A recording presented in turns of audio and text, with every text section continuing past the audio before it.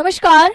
Good evening प्यारे साथियों, कैसे हैं आप सभी। उम्मीद करती हूँ सभी प्यारे साथी एकदम मस्त शानदार जिंदाबाद जबरदस्त होंगे। मैं वर्षा आप सभी का स्वागत करती हूँ आपके अपने प्यारे परिवार रोजगार विद अंकित एप्लीकेशन पर। तो प्यारे साथियों, कैप्सूल क्रैश कोर्स में आप लोगों की हिंदी की रिवीजन क्लासेस चल रही हैं शाम 4 बजे से। और अभी हम कर रहे हैं कल आपके मंडे से रिवीजन पद्य खंड का। पद्य खंड में हमने मंडे और ट्यूसडे इन 2 दिनों में अयोध्या सिंह उपाध्याय हरिऔध जी की जो कविता पवन दूतिका थी, इसका रिवीजन किया है। अब बारी है हमारे चैप्टर कैकई के अनुताप की। तो सभी प्यारे साथी फटाफट से सेशन में जुड़ जाइए, बताइए कौन कौन क्लास में आ चुका है। उसके बाद आज के इस सेशन को हम शुरू करेंगे। क्लास में है योगेंद्र, सुशील, दीक्षा, अनुज, विशाल, सचिन, अनमोल, बबलू, मुस्कान, मोहित, विपिन, शुभम, अन्नू। ठीक है, सभी का बहुत बहुत स्वागत है। सभी को वेरी वेरी गुड इवनिंग। कैसे हो आप लोग, तैयारी कैसी चल रही है। बहुत सारे साथियों के डाउट मैं देख पा रही हूँ कि दीदी हमें याद नहीं हो रहा, हम कैसे पढ़ें, है ना, इतनी सारी क्लासेस हैं, टाइम कैसे मैनेज करें।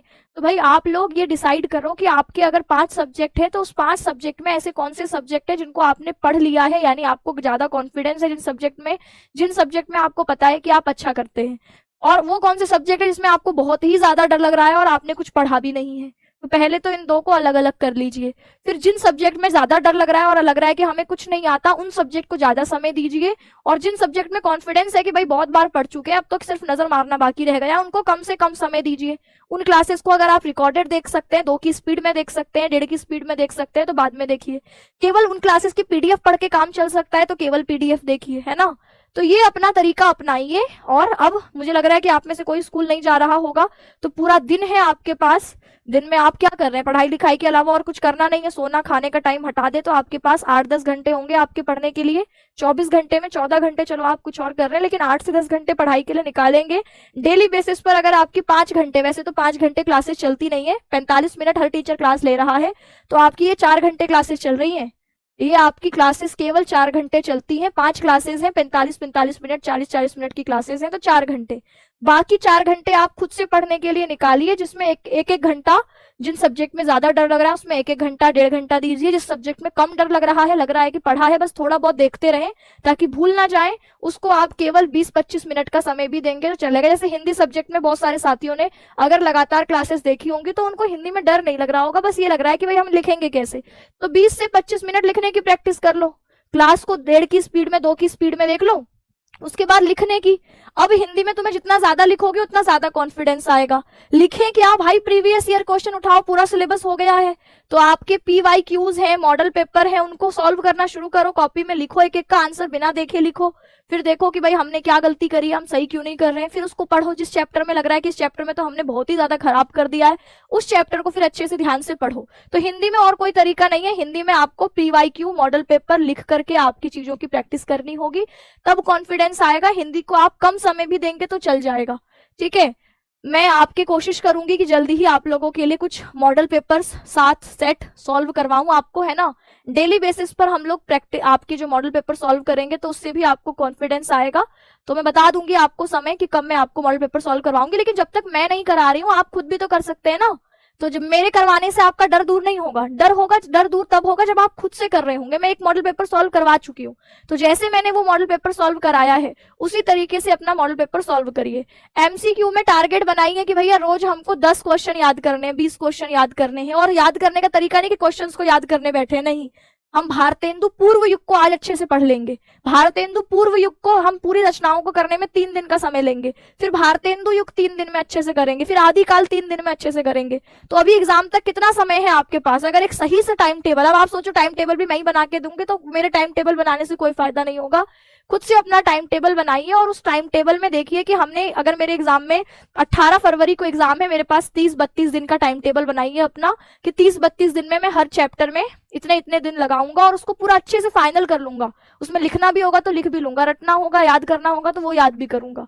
वो अपना टाइम टेबल आप लोग बनाइए हर सब्जेक्ट का। चलिए, कैकई का अनुताप हम लोग रिवीजन करने वाले हैं आज। मैं इसको शुरू करवाती हूँ। जिनको संस्कृत समझ में नहीं आ रही है, मेरे पास संस्कृत का 1 शॉट की डिमांड आई थी। मैराथन में मैंने एक एक चैप्टर कराया है संस्कृत का। मैंने आपसे कहा है कि संस्कृत जैसे मैं क्लास में कराती हूँ कि हर लाइन का और हर शब्द का अर्थ लिख के देखिए। एक चैप्टर एक दिन में लिखिए आप, है ना। तो एक चैप्टर, एक लाइन संस्कृत की लिखिए, फिर उसके कठिन शब्दों का अर्थ लिखिए, फिर उसको हिंदी में लिखिए, कैसे याद नहीं होगा। अब आप करना नहीं चाह रहे हैं, आप सोच रहे हैं अपने आप याद हो जाएगा, तो वो अलग बात है। लेकिन मुझे नहीं लगता कि अगर जिसको आपकी संस्कृत नहीं समझ में आ रही है वो मेरी क्लास देखेंगे जिसमें हर शब्द का अर्थ, हर लाइन बता रखी है, तब भी समझ में नहीं आ रही है, तो और कुछ नहीं, कोई नहीं कर सकता, ठीक है। अब यहाँ पर आके देखिए, चैप्टर की शुरुआत करते हैं। लिखा है कैकई के अनुताप में, आप देखते हैं यह कविता मैथिली शरण गुप्त की है। बताइए मैथिली शरण गुप्त जी का समय बताइए। ये आपके कविता किसकी है? मैथिली शरण गुप्त इसके कवि हैं। इनका समय आप लोग बताएंगे, क्या समय है इनका, और इनका जन्म स्थान कहाँ है? मैथिली शरण गुप्त जो कि द्विवेदी युग के, जैसे अयोध्या सिंह उपाध्याय भी द्विवेदी युग के एक प्रमुख कवि कहे जाते हैं, तो ये भी द्विवेदी युग के एक प्रमुख कवि हैं। इनका समय आप क्या बता रहे हैं? 1886 से लेकर 1964 ईस्वी, तो हम कहेंगे 1886 ईस्वी में इनका जन्म हुआ है और 1964 ईस्वी में इनका निधन हुआ है। इनका जन्म स्थान क्या है? तो कहोगे चिरगांव, झांसी, उत्तर प्रदेश, ठीक है। तो ये मैथिली शरण गुप्त के बारे में बातें थी। अब इनका जो कैकई का अनुताप है, यह साकेत महाकाव्य का हिस्सा है। साकेत महाकाव्य का छोटा सा अंश आपके सिलेबस में दिया गया है। इसमें जो कैकई है, यानी जो आप कह सकते हैं दशरथ की जो दूसरे नंबर की पत्नी है कैकई, उन्होंने राम के लिए वनवास मांगा था और राम जो है वनवास में चले भी गए थे। भरत को इस सब की बात की जानकारी नहीं थी। जब भरत अपने नैनीहाल से आते हैं और देखते हैं कि भैया तो है नहीं, पिताजी रहे नहीं, तो उनको पता चलता है सब उनकी माँ की वजह से हुआ है, तो वो माँ पर बहुत अत्यधिक क्रोधित होते हैं और सीधे भैया को मनाने वन को चले जाते हैं। इसी दृश्य को यहाँ पर दिखाया गया है। तो यहीं से कहानी की शुरुआत होती है कि तदनंतर सभा बैठी, सभा उटज के आगे। उटज मतलब क्या है? कुटिया। तो वहां पहुंचने के बाद, तदनंतर पद का मतलब क्या है? वहां पहुंचने के बाद जो सभा है वह कहाँ पर बैठी है? तो रामचंद्र जी की जो कुटिया है, उटज मतलब कुटिया, उस कुटिया के आगे बैठी हुई है। नीले वितान, वितान मतलब होता है आकाश, तो ये खुले आसमान के नीचे बैठे हैं, क्योंकि वन में इतनी जगह नहीं है कि घर में कुटिया में सबको बिठाया जाए, तो आपके खुले आसमान के नीचे सब बैठे हैं। ऐसा लगता है कि नीले वितान के तले दीप बहु जागे, बहुत सारे दीपक जल रहे हों। तो इस दृश्य में कवि कह रहे हैं कि यार ये लोग जो बैठे हैं, तो ऐसा लगता है खुले आसमान के नीचे बहुत सारे छोटे छोटे दीपक जल रहे हों। टकटकी लगाए नयन सुरों के थे वे, सुर मतलब देवता, ऊपर से आसमान से देवता लोग भी टकटकी लगाकर नीचे देख रहे हैं कि आज की सभा का क्या रिजल्ट निकलने वाला है। कहीं ऐसा तो नहीं कि राम भरत के कहने पर वापस चले जाएंगे, ये भी उनको लग रहा है, क्योंकि ये सारी योजना तो पहले से निश्चित है कि भाई राम को वनवास मिलेगा तभी तो रावण का अंत होगा, तो ये सब तो पूर्व निश्चित है। लेकिन देवता लोग फिर भी टकटकी लगाए ऊपर से देख रहे हैं कि भरत मनाने आए हैं, कहीं ऐसा तो नहीं कि राम पिघल करके वापस अयोध्या चले जाएंगे, फिर जो हमने सोचा है वो कैसे पूरा होगा। तो इसलिए लिखा कि टकटकी लगाए नयन सुरों के थे वे। टकटकी यानी एक टक बिना नजर झपकाए, नयन आंखें सुरों यानी देवताओं की नीचे ही टिकी हुई थी। परिणामों उत्सुक, परिणाम यानी रिजल्ट, उत्सुक यानी जानने के लिए, एक्साइटेड कि क्या रिजल्ट निकलेगा, इस परिणाम को जानने के लिए वे लोग बहुत उत्सुक थे और भयातुर थे, भय से आतुर थे, भय से डरे हुए थे कि भाई कहीं रामचंद्र इसका गलत मतलब तो नहीं निकाल लेंगे, कि प्रभु राम कहीं इस बात का गलत मतलब निकाल ले और क्रोधित हो जाएं। तो इस तरीके से मन में जानने की इच्छा थी कि आज की सभा का क्या परिणाम होने वाला है। थोड़ा थोड़ा मन में डर भी था और उत्फुल्ल, उत्फुल्ल यानी खिली हुई, करौंदी कुंज, करौंदी के जो ये फूल बाग के चारों ओर, कुटिया के चारों ओर थे, ये खिले हुए करौंदी के जो बगीचे थे, वहां से जो वायु आती थी वो कैसी थी? वह सुगंधित थी और वो सबको पुलक पूर्ण करती थी, मह मह कर, यानी अपनी महक से, अपनी सुगंध से, अपनी अच्छी खुशबू से सबको पुलक पूर्ण करती थी, मानो सबको प्रसन्न करती थी। और वह चंद्रलोक था। इस पल भर के लिए कवि को ऐसा लगता है उस दृश्य को देखकर जैसे वह चंद्रलोक हो, चंद्रमा का लोक हो, है ना। और वहां पर कहाँ चांदनी वैसी, इतनी चांद, क्योंकि रात का समय है तो चांद की रोशनी उन पर ऐसे पड़ रही है, ऐसा लगता है जैसे चंद्रलोक हो। तो कवि कहते हैं वह चंद्रलोक था, कहाँ चांदनी वैसी। प्रभु बोले, प्रभु बोले यानी प्रभु श्री राम बोले, गिरा, गिरा मतलब होता है वाणी, अपनी गंभीर वाणी में प्रभु श्री राम बोलना शुरू करते हैं। कैसी वाणी है उनकी? नीर निधि, नीर निधि कहते समुद्र, जैसे समुद्र गंभीर होता है, गहरा होता है, वैसे ही समुद्र जैसी, नीर निधि जैसी अपनी गंभीर गिरा में, वाणी में प्रभु श्री राम बोलना शुरू करते हैं। तो ये आपके कठिन शब्दों के अर्थ आप लोगों को पढ़ने हैं। तो इस पंक्तियों के माध्यम से कवि पंचवटी में जो ये रात्रि की सभा है उसका अद्भुत, दिव्य और शांत वातावरण चित्रित करते हैं। ठीक, इन पंक्तियों में यह बताया गया है कि पंचवटी में श्री राम की कुटिया के सामने एक सभा बैठती है। वह सभा रात्रि काल में आयोजित होती है। ऊपर नीले आसमान, नीले आकाश के नीचे कई सारे दीपक जल रहे हैं, जैसे लगता है कोई दिव्य वातावरण हो।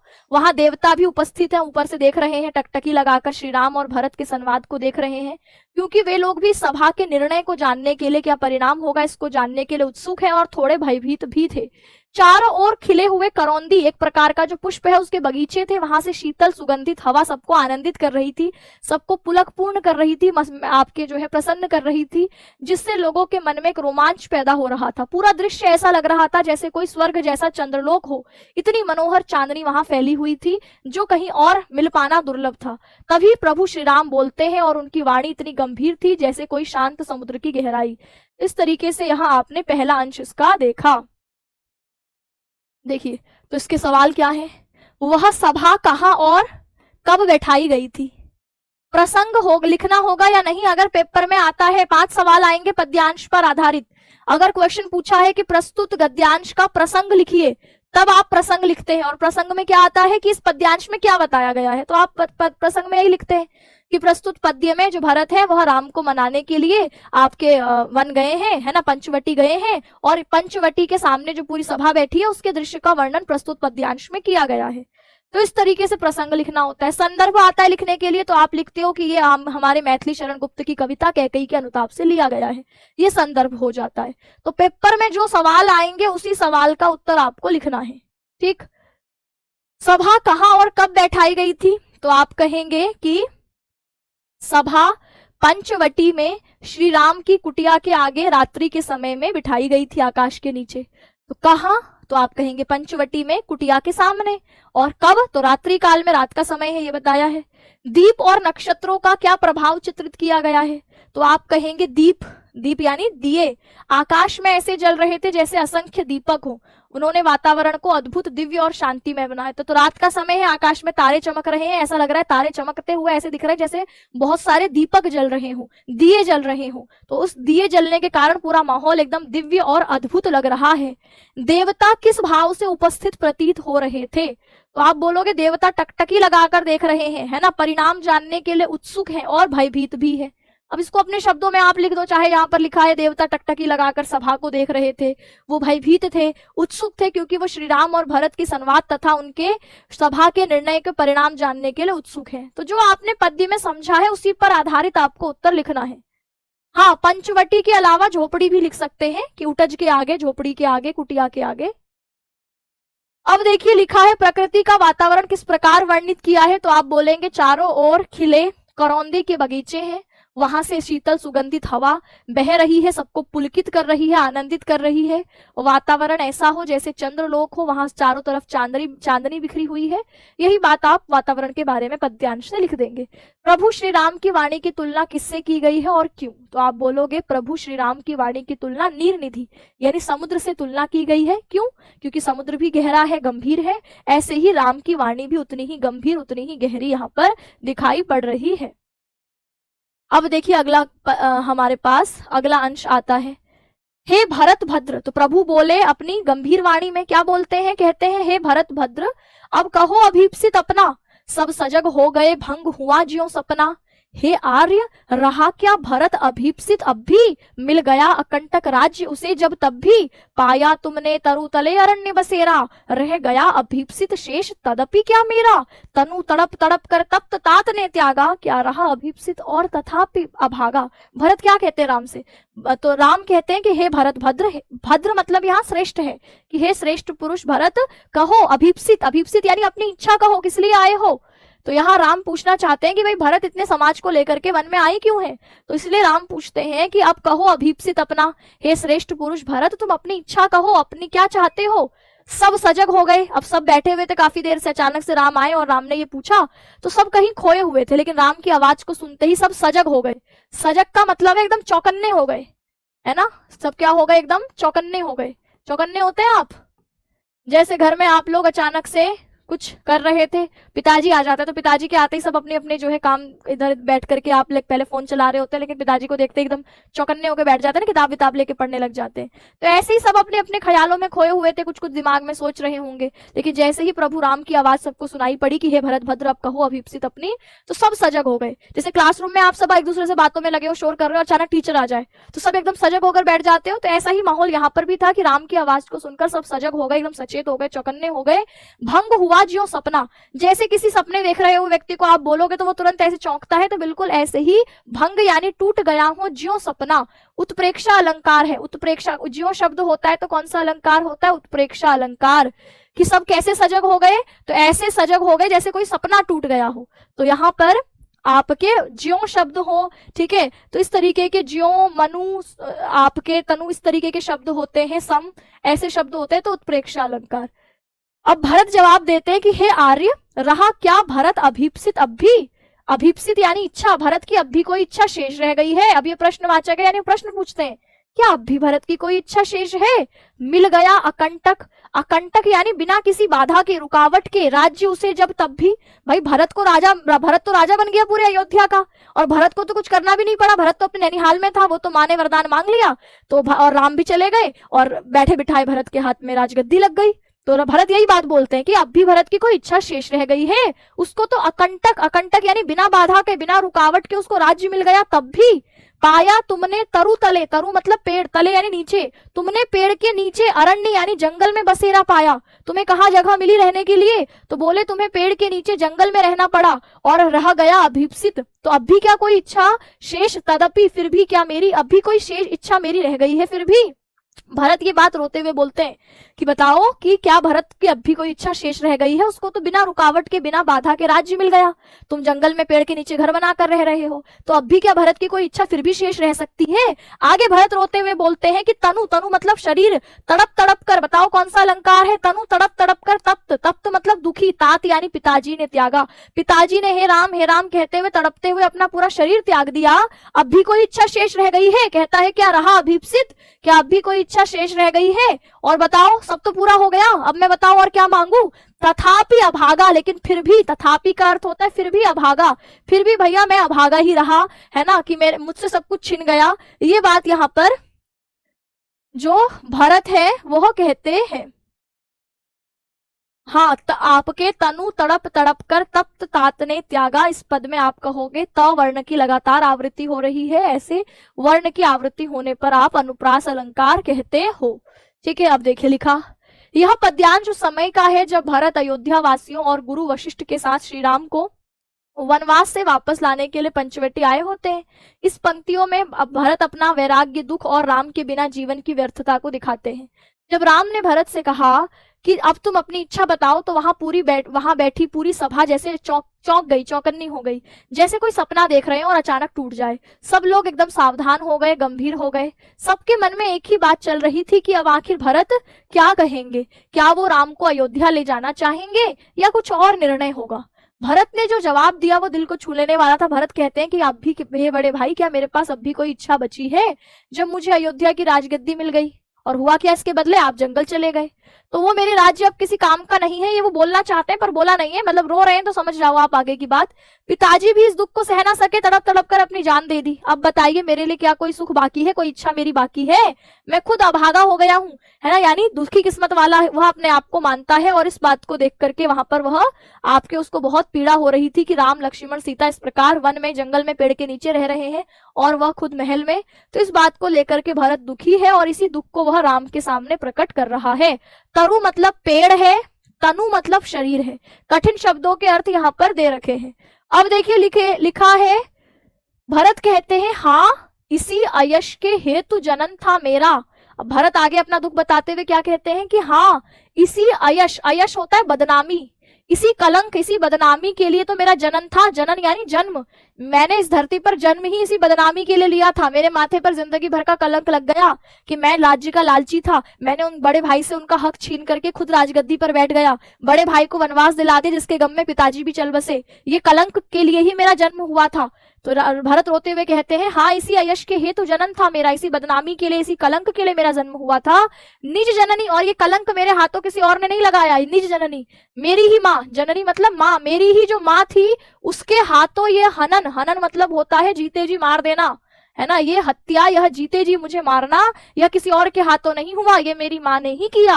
अब कौन अभीप्सित, भरत आगे कहते हैं, अब बताओ अब कौन अभीप्सित, अब कौन सी इच्छा और आर्य वह किसका, और वह इच्छा किसके लिए, अब किस चीज के लिए मैं मांगू।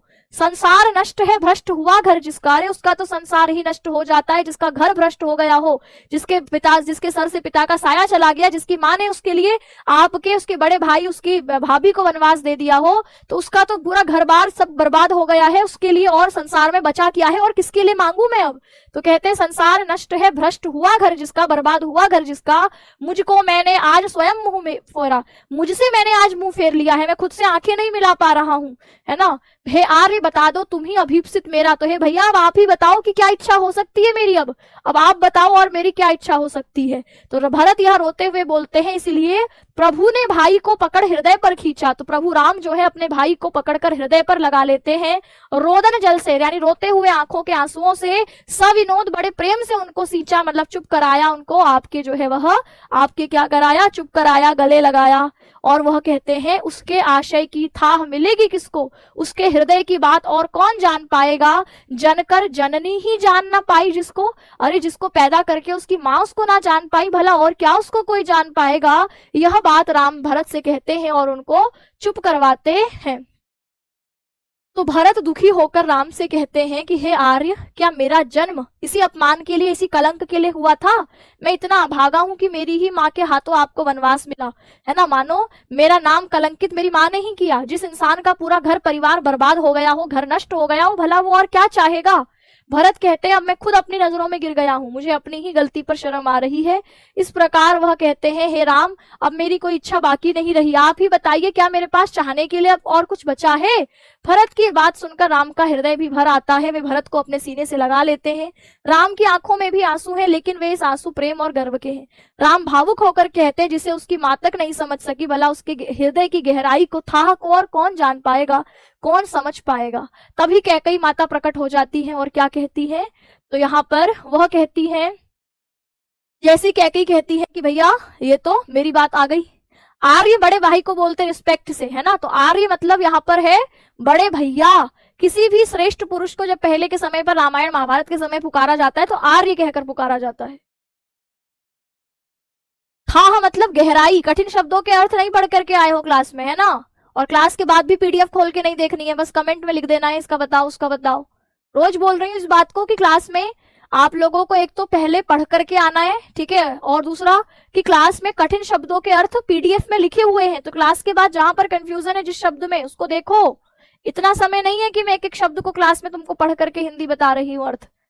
सिलेबस आपके रिवीजन तो रिवीजन की तरह से कराया जाएगा ना, कि रिवीजन भी मैं तुमको बिल्कुल जैसे पहली बार पढ़ा रही हूँ वैसे पढ़ाऊंगी। अब देखो कैकई बोलती है, यह सच है तो अब लौट चलो तुम घर को, चौंके सब सुनकर अटल कैकई स्वर को। तो यहाँ जैसे ही राम ने बोला कि उसके आशय की थाह मिलेगी किसको, जनकर जननी ही जान ना पाई जिसको, तो जैसे ही यहाँ पर राम ने बोला कि भाई उसके हृदय की गहराई को, थाह को भला कौन और समझ पाएगा, जिसको पैदा करके उसकी माँ ही ना समझ पाई। तो फिर कैकई अब बोल पड़ती है कि बताओ यह सच है, अगर तुम यह सच है कि तुम भी यही मानते हो कि मेरी गलती थी, कि मैंने आपके राम के लिए वनवास मांगा था, तुम्हारे लिए वनवास मैंने मांगा था, भरत की कोई गलती नहीं थी, अगर तुम भी इस बात को स्वीकार करते हो तो भाई चलो तुम घर को। तो वो कहती है यह सच है तो अब लौट चलो तुम घर को। और जैसे ही कैकई, सब भरत और राम की तरफ देख रहे थे, अचानक पूरी भरी सभा से कैकई बोल पड़ती है, तो सब चौंक करके कैकई की तरफ देखने लगते हैं। तो चौंके सब सुनकर अटल कैकई स्वर को, इस कैकई की अटल यानी जो मजबूत है, दृढ़ है, ऐसे स्वर ऐसी ध्वनि को सुनकर के सब चौंक पड़े। सबने रानी की ओर अचानक देखा, सबने कैकई की ओर अचानक देखा, आपके वैधव्य तुषार आवृता यथा विधु लेखा। तो कैकई कैसी लग रही थी? वैधव्य, विधवा के वेश में, तुषार यानी ओस से, आवृता यानी ढकी हुई। तो विधवा के वेश में, ओस से आवृता, ढकी हुई, जैसे कोई विधु यानी चंद्रमा की रेखा यानी चंद्रमा की जो चांदनी होती है, तो चांद की जो चांदनी है जैसे ओस से ढकी हुई होती है, ऐसी ही विधवा के वेश में सफेद साड़ी में कैकई बिल्कुल ऐसी ही लग रही थी। बैठी थी अचल, अचल यानी स्थिर होकर, एकदम बिल्कुल बिना हिले डुले अचल होकर बैठी थी। तथापि, फिर भी असंख्य तरंगा, लेकिन फिर भी उनके मन में विचारों की असंख्य तरंगे चल रही थी, अनेकों हजारों विचार उनके मन में चल रहे थे। वह सिंही, सिंही यानी शेरनी, वह शेर के समान दहाड़ने वाली जो कैकई थी, अब थी हाहा गोमुखी गंगा, अब तो बिल्कुल पवित्र गंगा नदी, गोमुख से निकलने वाली गंगा नदी की तरह शांत और निर्मल दिख रही थी। कभी शेर के समान दहाड़ने वाली कैकई आज बिल्कुल गोमुखी गंगा की तरह शांत और पवित्र दिख रही थी। कहती है, हाँ जनकर भी मैंने ना भरत को जाना, हाँ मैंने भी अपने बेटे को जन्म देकर उसको ना जान पाई। सब सुन ले, तुमने स्वयं अभी यह माना। तो सारे लोग ध्यान से इस बात को सुन ले, अभी तुमने खुद यह माना, यह सच है तो अब लौट चलो घर भैया, अपराधीन मैं हूं तात तुम्हारी मैया। तो वो कहती है, अगर यह सच है तो लौट चलो तुम घर भैया, अपराधीन मैं हूं तात तुम्हारी मैया। तो अगर यह सच है कि तुम यह मानते हो कि इसमें गलती भरत की नहीं थी, मैंने अपराध किया, मैंने लालच, मेरे मन में लालच आया, मैंने तुम्हारे लिए वनवास मांगा, सब गलती मेरी थी, अगर यह सच है तो तुम घर को लौट चलो, मैं तुम्हारी अपराधीन हूं, तुम्हारी मैया ने यह पाप किया है, ऐसा कहकर यहाँ पर बोलती है। तो जब राम ने यह बात कही कि भरत को उसकी माँ ने भी नहीं पहचान सकी, तो यह सुनकर कैकई का हृदय कांप उठा और वो गहरे पछतावे में डूब गई और मजबूत स्वर में, दृढ़ स्वर में बोलती है कि राम, अगर सचमुच ऐसा है तो अब तुम मेरी उस मूर्खता को भूलकर अयोध्या लौट चलो, मैं ही दोषी हूँ, मैंने ही वनवास मांगा था, है ना। उनकी बात सुनकर सभा में मौजूद सभी लोग चौंक गए और हैरान होकर सब कैकई की ओर देखने लगे। अब वही कैकई जो कभी कठोर और अटल थी, आज विधवा के रूप में सफेद वस्त्र पहने बैठी थी और ऐसा लग रहा था मानो चांदनी पर कुहासा यानी कोहरा छाया हो। बाहर से वो शांत बैठी हुई दिख रही थी, पर उसके मन में पश्चाताप की असंख्य लहरें उठ रही थी।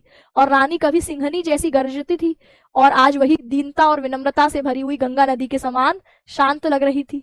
अब वह शांत पवित्र निर्मल गंगा नदी जैसी प्रतीत हो रही थी। कैकई सबके सामने स्वीकार करती है कि वही वो माँ है जिसने अपने बेटे भरत को पहचाना नहीं।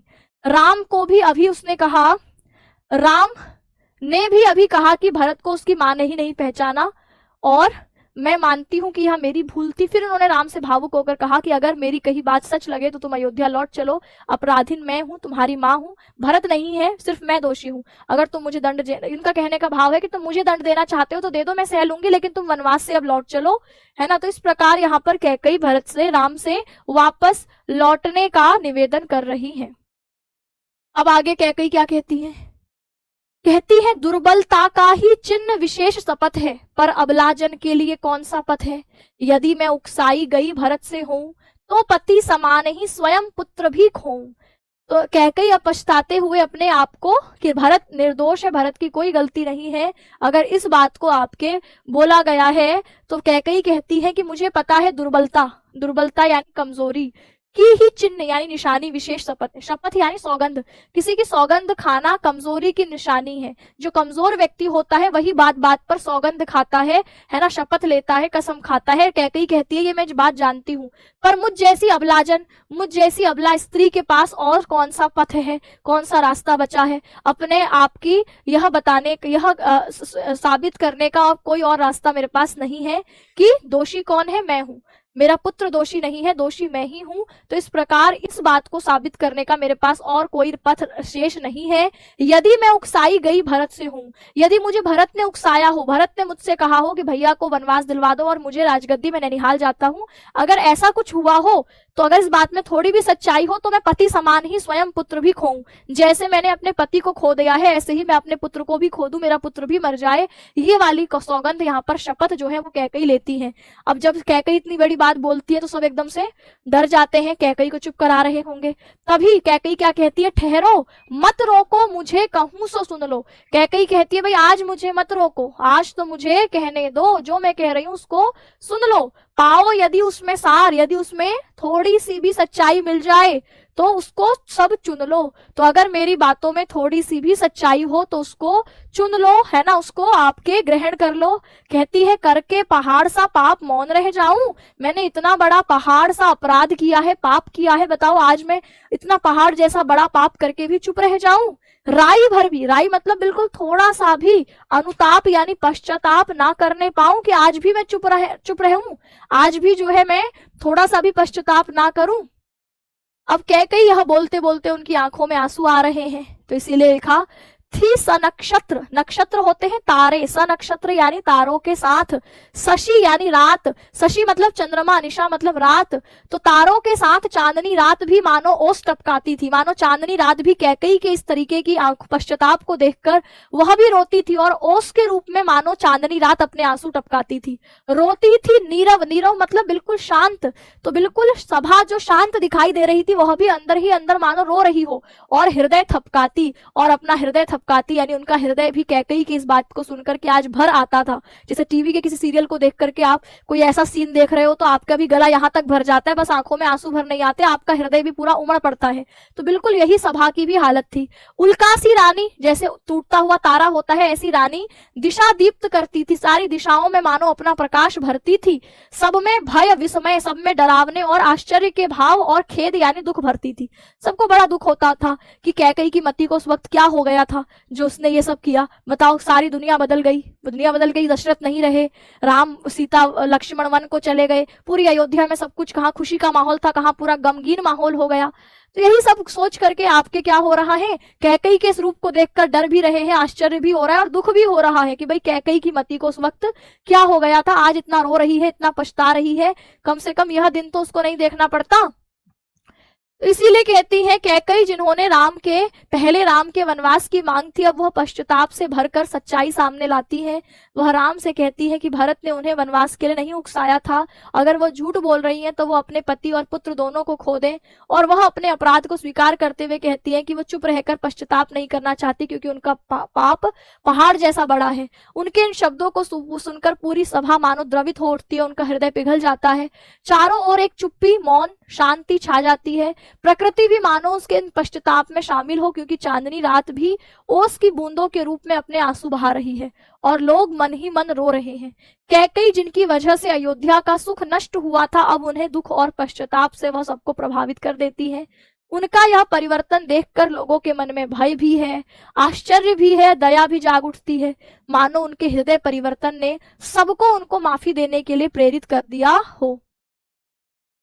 अब आगे कैकेयी कहती है कि क्या कर सकती थी मरी मंथरा दासी, मेरा ही मन रह सका ना निज विश्वासी, जल पंजर गत अब अरे अधीर अभागे, थे ज्वलित भाव थे स्वयं मुझी में जागे, पर था क्या कि ज्वलित भाव ही मन में, क्या शेष बचा कुछ और न जन्मे। कैकेयी कहती है क्या कर सकती थी वो मरी मंथरा दासी। तो कहते हैं भाई मंथरा ने जो है वो कैकेयी को भड़काया था, है ना, कैकेयी को कहा था कि अगर तुम्हारा पुत्र राजा नहीं बनेगा तो तुम तो दासी बन जाओगी, भरत जो है वो हमेशा के लिए राम का दास हो जाएगा, राम जो कहेंगे भरत को वही करना पड़ेगा, है ना, और तुम भी जो है वो जो कैकेयी राम की माँ है कौशल्या, वो तो क्या बन जाएगी, राजमाता बन जाएगी, तुम भी उसकी सेवा करने में जो है लगी रहोगी, तुम भी दासी की जैसी तुम्हारी इज्जत हो जाएगी। तो ये सब कहकर कहते हैं मंथरा ने बुद्धि फेरी थी, लेकिन जो असल मायने में अपनी गलती को स्वीकार करता है फिर वो दूसरों को दोष नहीं देता। भले ही आप कहो कि मंथरा ने भड़काया, लेकिन अगर किसी व्यक्ति को सच में अपनी गलती का पछतावा होता है तो फिर वो दोष दूसरों पर नहीं डालता, वो अपने सर पर ही दोष लेता है। तो यहाँ पर दिखाई देता है कि कैकेयी सच में बहुत पछता रही है, इसीलिए वो ये कह रही कि क्या कर सकती थी मरी मंथरा दासी, यानी वो मंथरा दासी क्या कर सकती थी, उसने कुछ नहीं किया, मेरे ही मन का दोष है ना। तो यानी यहाँ पर कैकेयी का पछतावा केवल दिखावे भर का पछतावा नहीं है, वो बहुत अंदर से इस गलती को महसूस कर रही है, इसीलिए वह इस बात को कहती है कि क्या कर सकती थी मरी मंथरा दासी, कि आखिर वह मंथरा दासी कर क्या सकती थी, मेरा ही मन रह सका ना निज विश्वासी, मेरे अपने मन ने ही अपने आप पर विश्वास खो दिया, है ना। मतलब जो कैकेयी जो है भरत से ज्यादा राम को प्यार करती थी, कैकेयी राम को बचपन में अपने साथ सुलाती थी, अपने हाथों से खाना खिलाती थी, भरत से भी ज्यादा जो कैकेयी राम से प्यार करती थी वही कैकेयी वनवास मांगती है। तो इसीलिए वो कहती है कि मैंने ही अपने पर विश्वास खो दिया, अपने प्रेम पर विश्वास खो दिया, अपने पुत्र, जिस पुत्र से राम से मैं प्रेम करती थी उस प्रेम पर मैंने विश्वास खो दिया। तो कहती है उसमें वो मरी मंथरा दासी भला क्या कर सकती थी, मेरे ही मन की गलती है जिसने अपने पर विश्वास खो दिया। और जल पंजरगत, अब अपने मन को कोसते हुए कहती है कि हे पंजर, पंजर होता है आपके, पंजर बोला शरीर को, गत मतलब स्थित, शरीर में स्थित है मन, जल, जल मतलब अब तू इस पछतावे की आग में जल। अब अरे अधीर, अधीर तूने ही तो धैर्य खोया था, आखिर राम को राजा बन के देख ही लेता कि राम कैसा व्यवहार कर रहा है, राम क्या दासी या भरत को दास बना के रख रहा है या नहीं। इतनी जल्दी क्या थी कि अभी राम राजा बने भी नहीं और पहले से ये चिंता सताने लगे कि हाय मेरा बेटा तो दास बन जाएगा, है ना, मैं तो दासी बन जाऊंगी। तो इसीलिए वो अपने मन को कोसते हुए कहती है कि हे शरीर में स्थित जल, हे मन जल, अब तू अंदर ही अंदर इस कष्ट में पछतावे में जल, क्योंकि तू अधीर और अभागा, तू अधीर था, तूने अपना धैर्य खो दिया, तू अभागा था। थे ज्वलित भाव, ये जलाने वाले ईर्ष्या वाले भाव स्वयं मुझी में जागे, पहले मेरे अंदर ही तो ये ईर्ष्या के जलन के भाव जागे थे जिसने सब कुछ तहस नहस कर दिया। फिर आगे सोचती है पर क्या था केवल ज्वलित भाव ही मन में, पर मेरे मन में क्या केवल जलाने वाली भावनाएं थी, क्या केवल ईर्ष्या वाली भावनाएं थी, क्या शेष बचा कुछ और ना जन्मे, क्या मेरे हृदय में और कोई भाव शेष नहीं था। कहती है कुछ मूल्य नहीं वात्सल्य मात्र का तेरा, वात्सल्य होता है संतान से, संतान से प्रेम का क्या कोई मूल्य नहीं, कि क्या कोई माँ नहीं चाहेगी कि उसका बेटा राजा बने। बताओ आपकी माँ को अगर ये मौका मिले राजा बनाने का, तो क्या आपकी माँ नहीं चाहेगी कि भैया आपकी जो ताई है, चाची है, उनका लड़का आगे राजा ना बन करके आप बनो राजा। बताओ किसकी माँ नहीं चाहती, हर माँ चाहती है मेरा बेटा जो है वो खूब सफलता हासिल करे, सबसे ऊंचा पद मेरे बेटे को मिले। तो इसीलिए वो ये कहती है कि क्या मेरे मन में केवल ज्वलित भाव ही थे, जलाने वाले भाव ही थे, कुछ मूल्य नहीं था वात्सल्य संतान प्रेम का, क्या कोई मूल्य नहीं था। पर आज अन्य सा हुआ वत्स, वत्स यानी पुत्र, वही बेटा पराया सा हो गया है, अन्य सा हो गया है।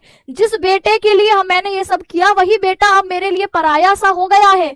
थूके मुझ पर त्रैलोक के भले ही थूके, ये तीनों लोग मुझ पर आज थूके, तीनों लोग कहें कि कैकई ने गलत किया, सब यही कहेंगे मैं जानती हूँ। हर कोई, आज तक भी हम कैकई का नाम सुनते ही हमारे मन में कोई सम्मान का भाव नहीं आता, यही हमारे मन में नाराजगी रहती है कि कैकई ने ऐसा क्यों किया। कैकई को देख करके आपके मन में अच्छी भावनाएं नहीं आती होंगी, है ना, क्योंकि हमें लगता है कि कैकई तो थी जिसने वनवास मांगा था। तो इसीलिए कैकई कहती है कि हाँ मैं जान सकती हूँ कि आज सब मुझ पर थूक रहे हैं, मेरे बारे में बुरा भला कह रहे हैं।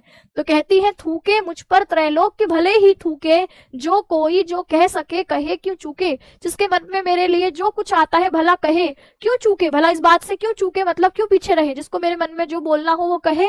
छीने ना मातृपद, पर कम से कम माँ कहलाने का हक तो मुझसे ना छीने। तो मातृपद यानी माँ कहलाने का जो हक है भरत का, वो मुझसे कोई ना छीने, क्योंकि भरत तो अब अपनी माँ को माँ कहने को तैयार नहीं है ना। वो कौशल्या को माँ कह रहे हैं, सुमित्रा को माँ कह रहे हैं, लेकिन कैकई को माँ नहीं कह रहे। तो इसीलिए कैकई परेशान है, कहती है छीने ना मातृपद किंतु भरत का, मुझसे भरत की माँ कहलाने का हक मुझसे कोई ना छूने। हे राम दुहाई करूं और क्या तुझसे, हे राम मैं तुझसे आज और क्या मांगू। इस प्रकार यहाँ पर कैकई मंथरा को यहाँ पर निर्दोष बता रही है और कहती है कि मान्यत तो एक साधारण सी दासी है, यानी जो मंथरा है वो तो एक साधारण सी दासी है, वह भला मेरे मन को कैसे बदल सकती थी। सच बात तो यह है कि स्वयं मेरा ही मन अविश्वासी हो गया था, अपने मन को वह अधीर अभागा मान कहकर अपने अंतर मन को कहती है कि हे मेरे शरीर के अंदर स्थित है मन, ईर्ष्या द्वेष से भाव तुझी के अंदर तो जागे थे ना, अब तू जल। तत्पश्चात फिर अगले क्षण कहती है कि क्या मेरे मन में केवल ये आग लगाने वाले भाव, जलन के भाव, जलाने वाले भाव ही थे, क्या और कुछ भी नहीं था। क्या मेरे मन के वात्सल्य मात्र, वात्सल्य भाव, पुत्र से प्रेम का, संतान से प्रेम का क्या कोई मूल्य नहीं। अरे जिस बेटे के लिए मैंने यह किया वह बेटा ही आज मुझसे पराई की तरह व्यवहार करता है। और इस प्रकार कहकर अपने कर्मों पर पछताती हुई आगे कहती है कि आज तीनों लोग, धरती आकाश पाताल भले मुझे क्यों ना धिक्कारे, मुझ पर क्यों ना थूके, मेरे विरुद्ध जिसके मन में जो आए वो कहे, किंतु हे राम मैं तुमसे दीन स्वर में बस इतनी विनती करती हूँ कि मेरा मातृपद, भरत को उससे पुत्र कहने का मेरा अधिकार मुझसे कोई ना छीने, कोई भरत ये ना कहे कि मैं उसकी माँ नहीं हूं। तो यह बात कहकर पश्चाताप से भरी हुई रोती हुई सी कहती है। अब कैकई आगे कहती है, कहते आते थे यही सभी नर देही, माता ना कुमाता पुत्र कुपुत्र भले ही, अब कहें सभी यह हाय विरुद्ध विधाता, है पुत्र पुत्र ही रहे कुमाता माता, बस मैंने इसका बाह्य मात्र ही देखा, दृढ़ हृदय ना देखा, मृदुल गात्र ही देखा। तो कहती है कि कहते आते थे सभी नरदेही, सभी मनुष्य यही कहते आते थे, अब तक जो नरदेही मतलब यहाँ मनुष्यों से है कि सभी मनुष्य आज तक यही कहते आते थे कि माता ना कुमाता, माता बुरी माँ नहीं हो सकती, पुत्र भले ही कुपुत्र निकल जाए, कुपुत्र यानी बुरा पुत्र निकल जाए, कि बेटा भले ही बुरा निकल जाए पर माँ कभी बुरी नहीं होती, है ना। है पर कहती है आज सब ये कहने लगेंगे कि हाँ अब कहें सभी यह हाय विरुद्ध विधाता, लेकिन आज के बाद सब लोग ये कहेंगे कि हाय ये तो विधाता भगवान का बनाया हुआ नियम से विरुद्ध हो गया, उल्टा हो गया। यहाँ तो पुत्र पुत्र ही है लेकिन माता बन गई कुमाता, है ना, रहे कुमाता माता, माता ही बुरी माँ निकल गई। कहती है हाँ बस मैंने इसका बाह्य मात्र, इसका बाहरी शरीर देखा कि मेरा बेटा कोमल है, नाजुक है, बच बेचारा जो है राजा नहीं बना तो दास बनकर रह जाएगा, कितना कष्ट इसको झेलना पड़ेगा, तो मैं इसके बाहरी कोमल शरीर को ही देखती रही, मैंने कभी इसका दृढ़ मजबूत हृदय ना देखा, इसका केवल मृदुल गात्र, इसका केवल मृदुल शरीर ही मैंने देखा, ये मेरी गलती रही। कहती है परमार्थ ना देखा, उसके हृदय में जो अपने भैया की सेवा का भाव था, दूसरों की सेवा का भाव था, वो जो परमार्थ, परमार्थ होता है बड़ा उद्देश्य, वो मैं कभी देख ही नहीं पाई, मैं तो उसके शरीर को ही देखती रह गई। और इस प्रकार मैंने पूर्ण स्वार्थ ही साधा, केवल अपना फायदा सोचा, इस कारण ही तो आज यह बाधा, इसी कारण तो मुझे आज ये दिन देखना पड़ रहा है, यह बाधा, यह रुकावट मेरे जीवन में, ये आंसू तभी तो मेरे जीवन में आए हैं। कहती है युग युग तक चलती रहे कठोर कहानी, अब यह कहानी युग युग तक चलती रहेगी। देखो आज कलयुग में भी हम कैकई को कोसते हैं, तो कैकई कहती है अब युग युग तक चलती रहे कठोर कहानी की, रघुकुल में थी एक अभागिन रानी जिसने सब कुछ उजाड़ के रख दिया। तो युग युग तक लोग इस कहानी को दोहराएंगे कि रघुकुल में एक अभागिन रानी थी जिसने सब कुछ तहस नहस कर दिया, जिसने सब कुछ बर्बाद कर दिया। कैकई कहती है संसार में हमेशा से यह मान्यता है कि पुत्र भले बुरा हो जाए लेकिन माता कभी कुमाता नहीं होती, माँ तो हमेशा अपने बच्चों के दोषों को माफ भी करती है, उनको सही रास्ता भी दिखाती है, बच्चे के लिए उनके मन में कभी प्रेम खत्म कम नहीं होता। लेकिन अब समय बदल गया है। कैकई कहती है लोग अब यह कहेंगे कि यहाँ तो पुत्र ने अपना धर्म निभाया, सही रास्ते पर चला, लेकिन माँ ही ने गलती कर दी, अब मुझे दुनिया कुमाता कहेगी, बुरी माँ कहेगी क्योंकि मैंने अपने पुत्र के साथ अन्याय किया। वह आगे कहती है मेरी सबसे बड़ी गलती यह है कि मैंने अपने पुत्र भरत का केवल बाहरी रूप ही देखा, उसकी कोमलता, उसकी देह, उसके शारीरिक हाव भाव देखे, लेकिन उसका मजबूत निस्वार्थ मन नहीं देख पाई, उसका त्याग, उसके मन में छुपा अपने भाइयों के लिए प्रेम, ये मैं पहचान ही नहीं सकी। मैंने उसके अंदर छुपे परमार्थ, दूसरों के हित की बात को समझा ही नहीं, मैं केवल अपने स्वार्थ को पूरा करती रही, यही मेरी भूल थी और यही कारण आज मुझे इतनी बाधा, इतनी परेशानी, इतना अपमान झेलना पड़ रहा है। कैकई दुख के साथ कहती है कि इस भूल के कारण मेरा नाम इतिहास में एक अभागिन रानी के रूप में लिया जाएगा, जिसने रघुकुल जैसे महान वंश में जन्म पाकर भी ऐसे गलती करी, जिसके कारण उसका बेटा ही खुद उससे दूर हो गया। कहती है अब युगों तक मेरी यही पहचान रहेगी कि रघुकुल में एक कैसी अभागिन रानी थी, रघुकुल में एक कैसी अभागिन रानी थी। यह कहते हुए यहाँ कैकई का पश्चाताप हमें दिखता है। यहीं तक रखते हैं इसको आज, है ना। इसके आगे हम कल की क्लास में कंटिन्यू करेंगे। अब मैं आप लोगों के YouTube पर एक इम्पोर्टेंट सेशन शुरू करने जा रही हूँ, जिसमें मैं आप लोगों को क्या बताने वाली हूँ, हर चैप्टर की समरी। तो आप लोगों के YouTube पर जो वीडियो सेक्शन है, उस वीडियो सेक्शन में मैं आप लोगों की रिकॉर्डेड माध्यम में कुछ वीडियोस, जैसे मैं पहले शुरुआत में बना रही थी, बीच में मैं काफी अलग अलग बैचेस में बिजी हो गई थी तो मैं कर नहीं पाई, पर अब मैं इसको वापस कंटिन्यू करूंगी। मैंने आपने अगर देखी है तो मैंने राष्ट्र का स्वरूप इन चैप्टर की समरी यूट्यूब पर बनाई थी, जिसमें काफी कमेंट्स भी आए थे कि दीदी ऐसे सेशन और लेकर के आओ। ये मैंने कर रखी थी, रॉबर्ट नर्सिंग होम लेकर के आई थी, यही 2 चैप्टर कर पाई थी मैं। और कहानी में भी मैंने 2 कहानी कर रखी थी, एक लाटी कहानी थी और एक पंचलाइट कहानी थी। आज मैंने उन वीडियोस को खोलकर देखा तो उसमें 900,000 कमेंट थे कि भाई और लेकर के आओ, और लेकर के आओ, ये तो हमें 10 मिनट में चैप्टर पूरा याद हो गया, समझ में आ गया, रिवीजन हो गया। इस सीरीज को मैं कंटिन्यू करूंगी। कहानी खंड में 2 कहानियां, जैसे मैं लाटी कहानी पंचलाइट लेकर के आ गई हूं तो बहादुर है, ध्रुव यात्रा है, तो ऐसे ही वीडियो सेक्शन पर मैं आपके ध्रुव यात्रा और पंचलाइट, जो बाकी बची बहादुर कहानी है, इसको भी लेकर के आऊंगी। और बाकी जो चैप्टर्स हैं उनको भी 5-5, 7-7 मिनट में रिवीजन के पॉइंट ऑफ व्यू से कि हर चैप्टर में क्या इंपॉर्टेंट है, ताकि कभी भी बीच में आपको लगे यार ये चैप्टर में क्या था, तो ऐसा ना हो कि हम पूरा 2 घंटे, 3 घंटे, 4 घंटे की क्लास खोलकर देख रहे हैं। तुरंत एक बार चलते फिरते भी आपने वो चैप्टर की वीडियो को 2 मिनट 2 की स्पीड में भी सुन लिया तो पूरा चैप्टर याद आ जाए कि इस चैप्टर में हमने ये पढ़ा था, इसीलिए ये की पॉइंट्स बता दिए जाएंगे। और हर चैप्टर में आप इंपॉर्टेंट जानना चाहते हैं कि भाई इंपॉर्टेंट गद्यांश क्या है, इंपॉर्टेंट पद्यांश क्या है, इसके लिए भी यूट्यूब पर छोटे छोटे वीडियो सेक्शन में आपको वो वीडियोस दिखना शुरू हो जाएंगी। ठीक है, तो अब आप लोग 1-2 दिन और इंतजार करिए, क्योंकि मैं आज उसको रिकॉर्ड करूंगी तो 1 दिन 1.5 दिन के बाद एडिट वगैरह होकर के डलेगा। ठीक है, एनिमेशन के साथ नहीं हो पाएगा क्योंकि एनिमेशन में फिर ज्यादा टीम की जरूरत होती है, तो उसको और ज्यादा टाइम लग जाता है, तो एनिमेशन के साथ तो नहीं हो पाएगा। जाएगा, लेकिन हाँ जो वो सीधे बोर्ड पर रिकॉर्ड करें और वो डल जाए, जिससे कि आपको पीछे लिखे हुए पॉइंट्स भी दिखे, क्योंकि एनिमेशन एक तरीके से आप लोग जब शुरुआत करते हैं तब ज्यादा बढ़िया होता है। एग्जाम टाइम पे तो हमें लिखने के लिए कंटेंट चाहिए कि एग्जाम में ही बताओ कि मोटा मोटे क्या इस चैप्टर के की पॉइंट्स हैं, तो वो बोर्ड में ज्यादा बढ़िया रहेगा। तो इस तरीके की वीडियोस 1-2 दिन में मैं डलवाना शुरू कर दूंगी। श्लोक संस्कृत के भी आप लोग श्लोक वगैरह की डिमांड कर रहे हैं, तो श्लोक पर भी काम किया जाएगा। ठीक है, तो 2 दिन और इंतजार कर लीजिए, तीसरे दिन से रोज एक वीडियो मिलेगी आपको। ठीक, चलिए तो आज के इस सेशन को मैं यहीं विराम करती हूँ। सभी सारे साथियों को नमस्कार, धन्यवाद।